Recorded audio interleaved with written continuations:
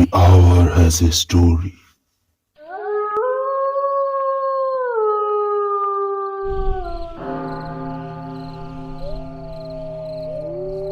নিশার গভীরে যখন চারদিক ঘুমিয়ে পড়ে তখন শুরু হয় দ্য হন্টেড আওয়ার। একটা সময়, একটা অনুভূতি, একটা ভয়ঙ্কর অভিজ্ঞতা। আসসালামু আলাইকুম, আমি রিজন আহমেদ। এই চ্যানেলে তোমরা পাবে এমন সব ভয়াল কাহিনী যেগুলো শুনলে গায়ে কাঁটা দিয়ে উঠবে, নিঃশ্বাস আটকে যাবে, আর ঘরের অন্ধকার কোণগুলো হঠাৎ করেই অচেনা মনে হবে। এটা শুধু একটা ইউটিউব চ্যানেল না, এটা এক অদ্ভুত ভয়ঙ্কর জগতে তোমার প্রবেশদ্বার। তোমরা কি কখনো শুনেছ শ্মশানের পাশ দিয়ে হেঁটে যাওয়ার সময় কারণ নিঃশ্বাসের শব্দ, কিংবা সেই পুরনো ব্রিজের নিচ থেকে ভেসে আসা অচেনা কণ্ঠ? এখানে আমরা বলবো ঠিক সেসব গল্প যেগুলো হালকা মনে করাটা হবে সবচেয়ে বড় ভুল। প্রতিটি গল্প হবে এমনভাবে বলা যেন তুমি পাশে বসে শুনছ, চোখের সামনে দেখতে পাচ্ছ সব কিছু, আর ভয়টাও আস্তে আস্তে তোমার চারপাশ ঘিরে ফেলেছে। তাই কানে হেডফোন লাগাও, বাতি নিভিয়ে দাও, আর তৈরি হয়ে যাও এমন একটা মুহূর্ত কাটানোর জন্য যা কখনো ভুলতে পারবে না। ভয় পেয়েও ভালোবাসবে, কারণ এটা দ্য হন্টেড আওয়ার। তো প্রস্তুত তো? শুরু হতে যাচ্ছে দ্য হন্টেড আওয়ারের আজকের নতুন ঘটনায়। আমি আজ তোদের একটা ঘটনা বলবো। এটা গল্প না, এটা একটা বাস্তব কাহিনী, যেটা আজও আমার রাতের ঘুম কেড়ে নেয়। আমি বলছি ভৈরবের এক পুরনো লোহার ব্রিজের কথা। অনেকেই ওটাকে মৃত্যুর ব্রিজ বলে ডাকে। কেন, সেটা তোরা একটু পরেই বুঝবি। ঘটনাটা শুরু হয়েছিল 2018 সালের নভেম্বর মাসে। তখন আমি একটা প্রজেক্টে কাজ করতাম। জায়গাটা ছিল কিশোরগঞ্জ আর ব্রাহ্মণবাড়িয়ার সীমান্তে। কাজ শেষে রাতে ফেরার সময় এক সিনিয়র বলল, এ রাস্তা ধরে শর্টকাটে গেলে ভৈরবের বাজারে পৌঁছতে পারবি। একটা পুরনো ব্রিজ আছে, লোকে ভয় পায়, কিন্তু ওসব কুসংস্কার। আমি তো ভাবলাম, ভয় কিসের? রাত তখন 8টা। মোটর বাইক চালিয়ে রওনা দিলাম। চারপাশ শুনশান, বাতাসে এক অদ্ভুত ঠান্ডা হাওয়া। ব্রিজটার নাম শুনেছিলাম আগে, কিন্তু কখনো যাইনি। যেই না ব্রিজের মুখে ঢুকলাম, কেমন জানি হালকা কুয়াশা, গা ছমছমে বাতাস। ব্রিজের নিচে ছিল মেঘনা নদী, বড় সড় নদী, কিন্তু সেদিন অদ্ভুতভাবে যেন নদীটাও নিস্তব্ধ হয়েছিল। হঠাৎ ব্রিজের মাঝামাঝি পৌঁছাতে না পৌঁছাতেই আমার বাইকের হেডলাইট নিভে গেল। আমি থেমে গেলাম। অন্ধকারে কিছুই দেখা যাচ্ছিল না। মোবাইল বের করে টর্চ চালালাম, আর তখনই দেখলাম ব্রিজের রেলিংয়ের পাশে এক নারী দাঁড়িয়ে আছে, সাদা শাড়ি পরা, চুল খোলা। আমি চিৎকার করে জিজ্ঞেস করলাম, কে? কিন্তু কোনো উত্তর নেই। ধীরে ধীরে সে আমার দিকে মুখ ঘুরিয়ে তাকালো। ওর চোখ দুটো ছিল আগুনের মতো লাল। আমি থমকে গেছি। হেডলাইট নিভে গেছে। চারপাশে শুধু নদীর গর্জনহীন শব্দ আর হালকা বাতাস। মেয়েটার চোখ আমি আজও ভুলতে পারি না। এমন লাল চোখ মানুষের হয় না, একদম যেন জ্বলজ্বলে আগুন। আমি পেছনে যেতে চাইলাম, কিন্তু বাইক স্টার্টও নিল না। মাথার ঘাম পায়ে নামতে শুরু করলো। মেয়েটা ধীরে ধীরে হেঁটে আমার দিকে আসতে লাগলো। আমি হাঁপাতে লাগলাম। টর্চের আলো তার মুখে পড়তেই দেখি মুখটা একপাশে থ্যাতলানো, যেন ট্রাকের নিচে পিষে গেছে। গাল নেই বললেই চলে, কেবল দাঁতের হাড় বের হয়ে আছে। আমি কেঁপে উঠলাম, আর কোনো চিন্তা না করে মোবাইলটা ফেলে বাইক ছেড়ে দৌড় দিলাম ব্রিজের শেষ দিকে। তখন হঠাৎ পেছন থেকে একটা ফিসফিসে গলা, এত তাড়াহুড়া কিসের? আমি তো শুধু একটু সাহায্য চাইছিলাম। কান থেকে গলা পর্যন্ত ঠান্ডা স্রোত বয়ে গেল। আমি দৌড়াতে দৌড়াতে ব্রিজের শেষ মাথায় পৌঁছালাম। সাথে সাথে রাস্তার আলো জ্বলে উঠল, আর চারপাশে শব্দ ফিরতে লাগলো, যেন সেই ব্রিজটার মাঝামাঝি একটা আলাদা দুনিয়া। আমি যতটা পারি দৌড়ে স্থানীয় থানায় গিয়ে সব বললাম, কিন্তু তারা শুধু হেসে বলল, আর কত শুনবো? ওই ব্রিজে রাত 8টার পর গেলে সবাই এরকম কিছু না কিছু দেখে, কিন্তু প্রমাণ কিছুই থাকে না। একজন বৃদ্ধ কনস্টেবল তখন পাশে এসে ধীরে বললেন, ওই ব্রিজে 2001 সালে এক দুর্ঘটনায় একটা বাস উল্টে পড়ে যায় নদীতে। প্রায় 30 জন মারা যায়, কিন্তু তাদের মধ্যে একজন তরুণী ছিল, নাম ছিল কুসুম। তার লাশ আজও পাওয়া যায়নি। ওর সাথেই সম্ভবত কিছু হয়েছিল, ভিন্ন কিছু। আমি শিউরে উঠলাম। আমি কি তাহলে সেই কুসুমকেই দেখেছিলাম? তবে ঘটনা এখানেই শেষ না, এটা তো ছিল কেবল শুরু। এরপর যা ঘটেছিল সেটা শুধু আমার না, আরও 3 জন বন্ধুর জীবন উলট পালট করে দেয়। তারা আমাকে বিশ্বাস করতো না, তাই একদিন ওরাই ঠিক করলো নিজের চোখে দেখে আসবে কুসুম বলে আদৌ কিছু আছে কিনা। আর তারপর যা ঘটেছিল সেটা বললে তোদের ঘুম উড়ে যাবে। আমার বন্ধু 3 জন, রিফাত, সাকিব আর মিলন, আমার সেই রাতের ঘটনাটা শুনে হাসাহাসি শুরু করলো।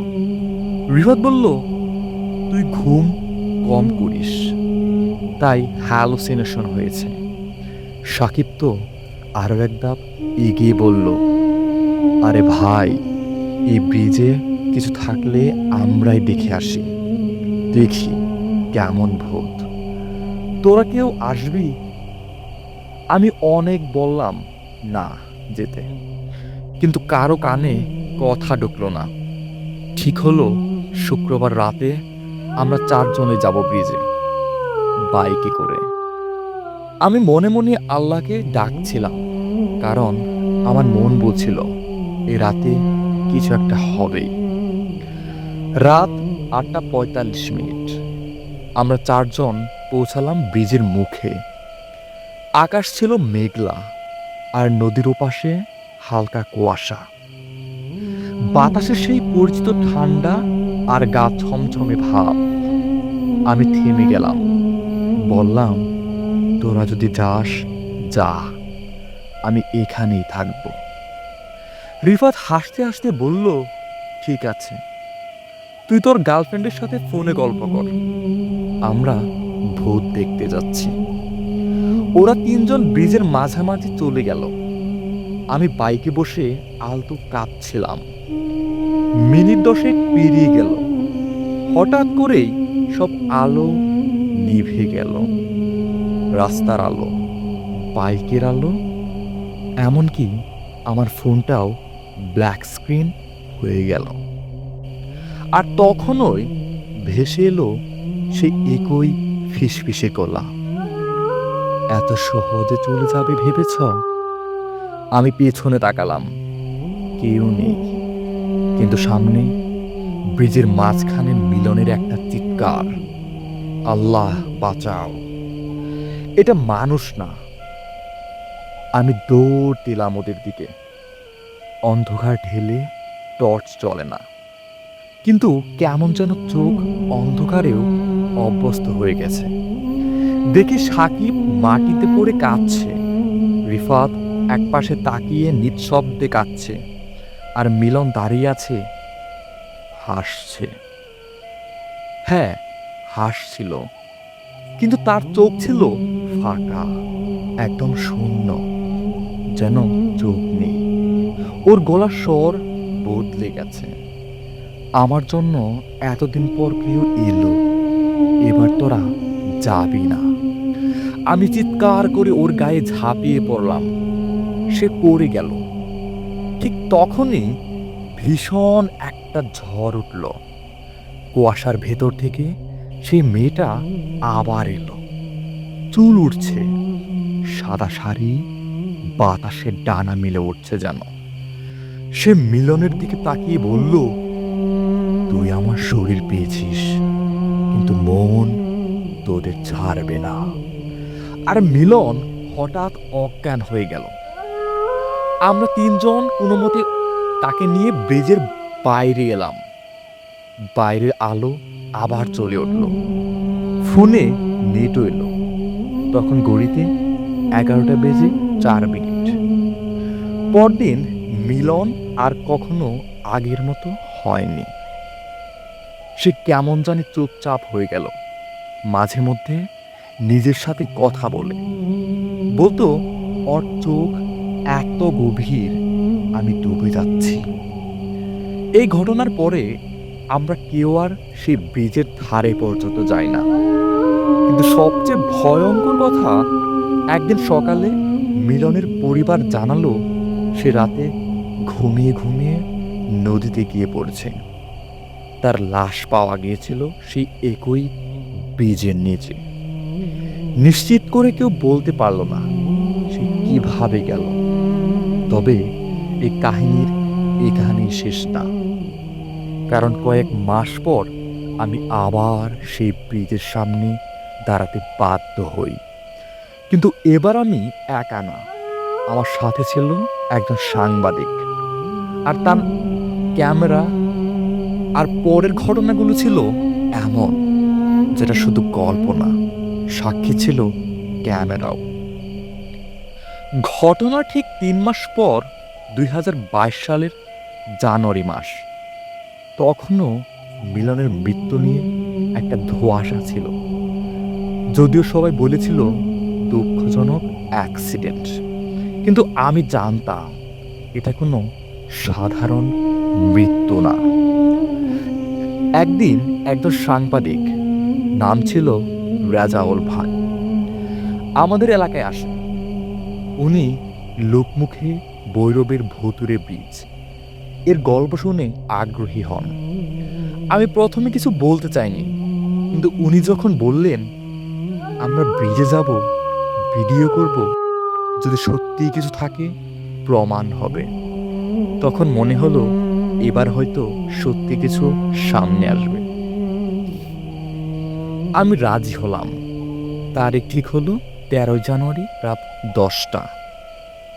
রাত 9:50 আমি আর রেজাউল ভাই, দুজন ক্যামেরাম্যান সহ পৌঁছালাম ব্রিজের কাছে।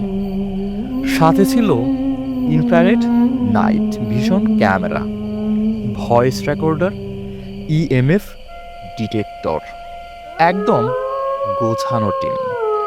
আমার বুক ধুকপুক করছিল, আবার সেই জায়গায় ফিরছি যেখানে সে ছিল। রাত 10:12, ক্যামেরা অন, রেকর্ডিং চলছে। আমরা ধীরে ধীরে ব্রিজের মাঝামাঝি পৌঁছাই। নদী আজও চুপচাপ, বাতাস ঠান্ডা, কিন্তু চারপাশে এক ধরনের অদৃশ্য চাপ, যেটা কেউ চোখে দেখতে পারে না, কিন্তু শরীর টের পায়। হঠাৎ ভয়েস রেকর্ডারে অদ্ভুত আওয়াজ, তোমরা আবার এসেছ। রেজাউল ভাই থেমে গেলেন, কনফার্ম করে নিলেন কেউ কিছু বলছে কিনা। কেউ না। ক্যামেরায় কিছু দেখা যাচ্ছিল না, কিন্তু ইনফ্রারেড স্ক্রিনে ধীরে ধীরে একটা শীতল অবয়ব ভেসে উঠছিল ঠিক আমাদের সামনে।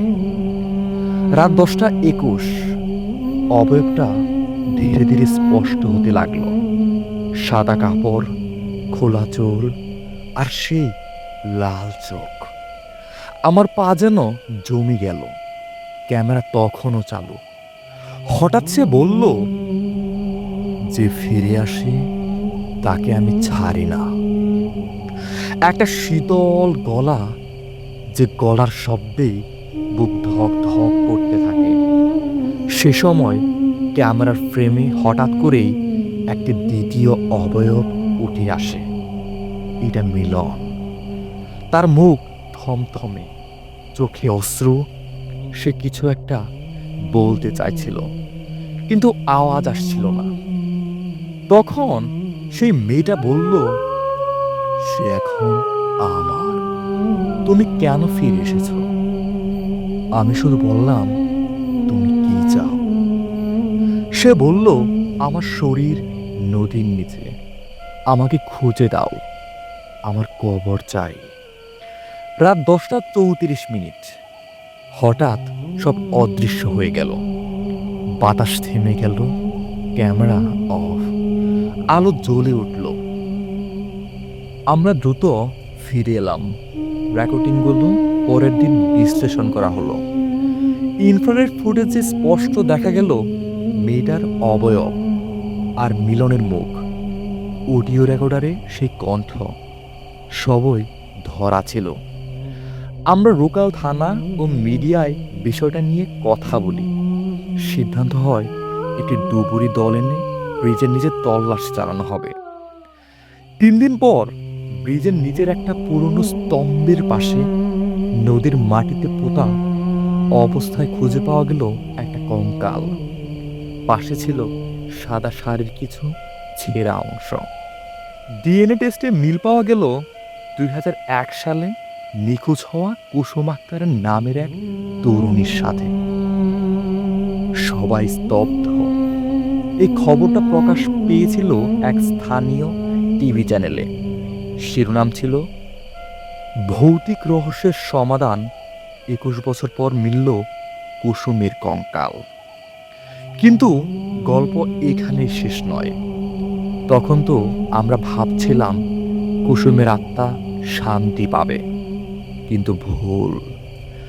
মাসখানেক পর আবার কেউ সেই ব্রিজে যায়, আর তখন যা ঘটল সেটা তার চেয়েও ভয়ঙ্কর।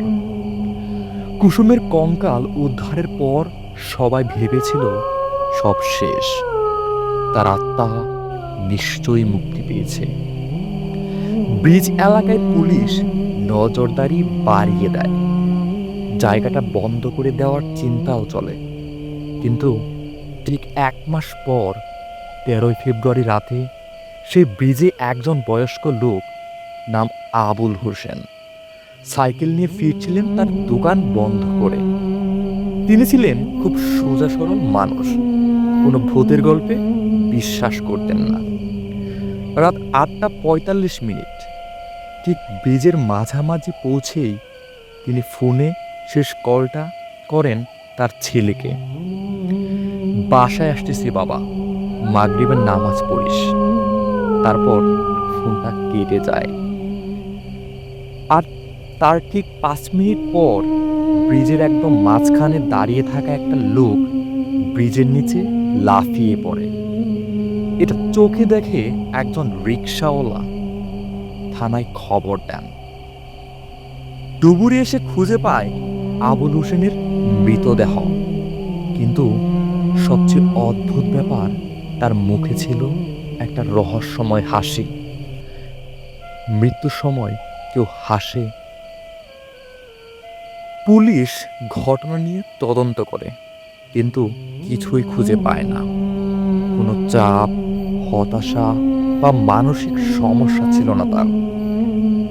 সিসিটিভি ক্যামেরা তখন কাজ করছিল না, সেই ঠিক ওই সময়টাতে।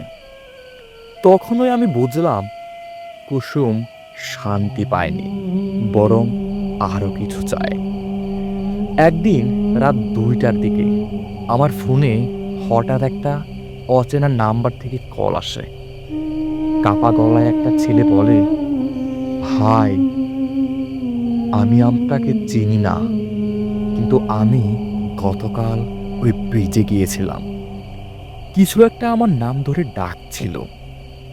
আমি আঁতকে উঠি, বলি, তুই কিছু দেখেছিস? সে কাঁদতে কাঁদতে বলে, হ্যাঁ ভাই, একটা মেয়ে সাদা কাপড়ে, সে বলছিল আমার বিচার এখনো হয়নি, আমার মৃত্যুর আসল কারণ সবাই জানে না। এই শুনেই আমি আবার রেজাউল ভাইয়ের সঙ্গে দেখা করি। ওনার সাহায্যে আমরা খুঁজে নেই পুরনো ফাইলপত্রে, আর সেখানে যা পেলাম, 2001 সালে কুসুম আক্তারের মৃত্যুর ঘটনা এক দুর্ঘটনা হিসেবে ফাইল করা হলেও তার জবানবন্দির কোনো রেকর্ড নেই। বরং কিছু কাগজে মুছে ফেলা হয়েছে কিছু নাম। আরেকটি রিপোর্টে লেখা ছিল, বাসে আগুন লেগেছিল দুর্ঘটনার আগে। তাহলে এটা কি নিছক দুর্ঘটনা ছিল না?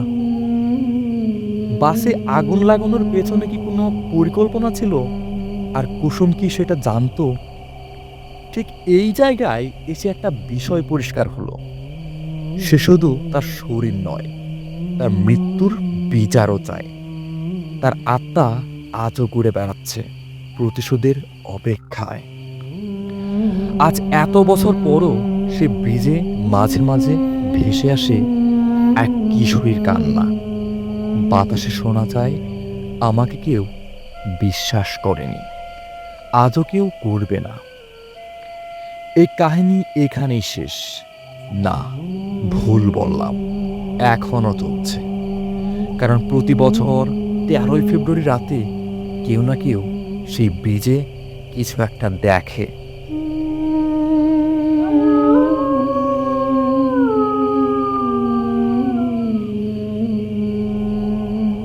তো বন্ধুরা, আজকের ভয়ানক, রহস্যময় আর শিরশিরে করে দেওয়া গল্পটা এখানেই শেষ। এই চ্যানেলে তোমরা যা পাচ্ছ তা শুধু কল্পনা না, এর প্রতিটি শব্দ, প্রতিটি দম বন্ধ করা মুহূর্ত, সত্যি হোক বা বিশ্বাসযোগ্য গল্পের রূপ, সবকিছুই বলা হচ্ছে এমনভাবে যেন তুমি একদম পাশে বসে শুনছ। আর সেই ভয়টা ধীরে ধীরে তোমার ঘরের দেয়াল বেয়ে উঠে যাচ্ছে। আমি রিজন আহমেদ ছিলাম তোমার সাথে, আর থাকবো সব সময় তোমার ভয় পাওয়ার সাক্ষী হয়ে, তোমার ভয় পাওয়ার সঙ্গী হয়ে। গল্পের ভেতর থেকে কান্না আর করুণ আর্তনাদের ছায়া টেনে এনে তোমার কানে ফিসফিস করে বলতে, ভয় পেও না, আমি আছি ঠিক পাশেই। সাবস্ক্রাইব করো, লাইক করো, আর গল্পগুলো শোনার পর অবশ্যই কমেন্ট করে জানাও, তুমি কি সত্যি একা ছিলে নাকি কেউ ছিল তোমার পাশে। আর শেয়ার করো তোমার বন্ধুর সঙ্গে, যাকে তুমি একা রেখে ভয় দেখতে চাও। রিজন আহমেদ বলছি, দেখা হবে অন্ধকারের কোণে, ঠিক তখনই যখন শুরু হবে দ্য হন্টেড আওয়ার। তো ভয় পেতে প্রস্তুত তো? আর একটা কথা, পরের গল্পে আসতে একটু দেরি হলেও ভয় কিন্তু তোমার মনে বাসা বেঁধে ফেলবে। কারণ এই চ্যানেল কিন্তু দ্য হন্টেড আওয়ার, এখানে ভয় কখনো শেষ হয় না। পরের পর্বে আবার দেখা হবে আর একটা নতুন রহস্য, নতুন অন্ধকারের গল্প নিয়ে। ততক্ষণ পর্যন্ত বাতি নিভিয়ে রেখো, দরজাটা ভালো করে বন্ধ করো, আর চোখ দুটো খোলা রাখো। কারণ রাত যত গভীর হয়, দ্য হন্টেড আওয়ার ঠিক ততটাই জীবন্ত হয়ে ওঠে। আবার দেখা হবে খুব শীঘ্রই। ভয় পেও না, কারণ ভয় পেতেই তো আমাদের দেখা। ভালো থেকো যদি পারো। আল্লাহ হাফেজ।